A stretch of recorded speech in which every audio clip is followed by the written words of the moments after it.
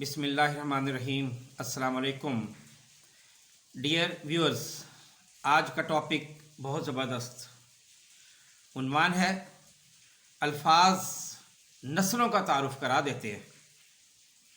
आप जानते हैं कि हमें जब भी किसी से बात करनी है बहुत केयरफुल होकर हमने बात करनी होती है। ऐसे कोई अल्फाज हमारे मुंह से ना निकले जिससे किसी की दिल शिकनी हो जाए। मसलन अगर आप किसी से बातें कर रहे हैं तो आप और दूसरा इंसान बहुत गुस्से में लग रहा है तो आप सिंपल उसको बोले कि सर आप काफ़ी गुस्से में लग रहे हैं, बहरहाल मैं हमतन गोश हूँ, आप फरमाइए आपने क्या कहना है। बहुत सिंपल वे में आप कह सकते हैं, फरमाइए मैं आपकी क्या खिदमत कर सकता हूँ, इंशाल्लाह दिलो जान से आपके काम आऊँगा। बहुत अच्छे अल्फाज हैं जो बोले जा सकते हैं। अगर मुझसे कोई गुस्ताखी हो गई हो तो काइंडली मेरी तरफ से माज़रत कबूल फरमा लें। सर अगर आप नाराज़ ना हो तो 10 मिनट के बाद हम बात कर लेते हैं, इस वक्त आप बहुत गुस्से में हैं, मैं चाहता हूं कि आपका मसला ज़रूर हल करूं, उम्मीद है आपको शिकवे का मौका नहीं मिलेगा। ये बेहतरीन अल्फाज हैं जो हम किसी को दे सकते हैं और हम उसका दिल जीत सकते हैं। इसी तरह अगर आपने मज़ीद आप ये कह सकते हैं कि ठीक है आप बिल्कुल बजा फरमा रहे हैं, आप कहीं भी गलत नहीं हैं, लेकिन अगर आप काइंडली मेरा भी पॉइंट ऑफ व्यू जान लें तो मुझे बहुत खुशी होगी।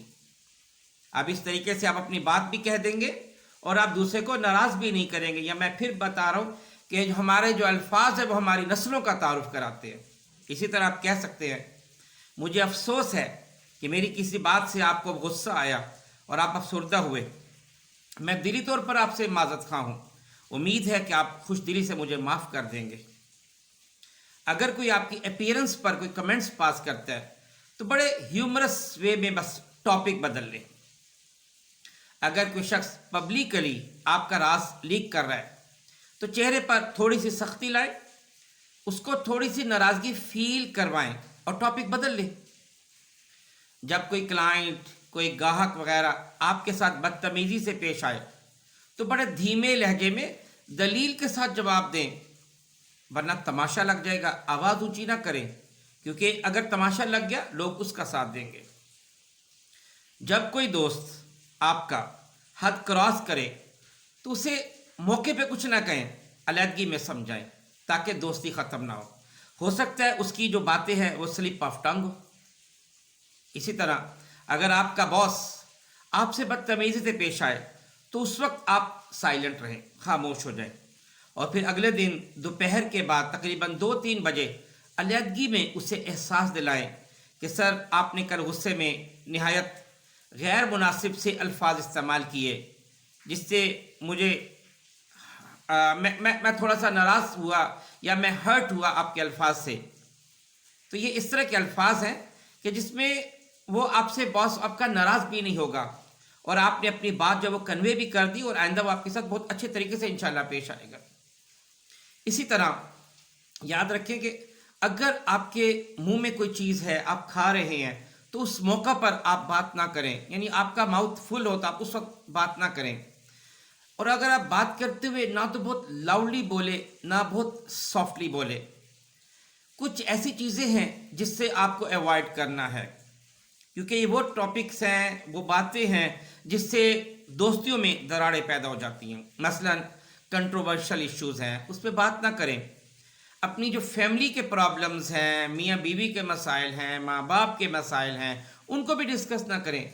अपने हेल्थ प्रॉब्लम डिस्कस ना करें, अपने मेडिकल प्रॉब्लम्स डिस्कस ना करें। और इसी तरह अगर आप किसी के घर जाते हैं तो कोई नेगेटिव कमेंट्स पास ना करें, उसके रूम पर, उसके हाउस पर, उसके खाने पर, उसके ड्रेस पर, या इस तरह का सेंटेंस तो बिल्कुल ना बोलें। मसलन कि क्या आप दांत साफ करते हैं, आप क्या परफ्यूम इस्तेमाल नहीं करते।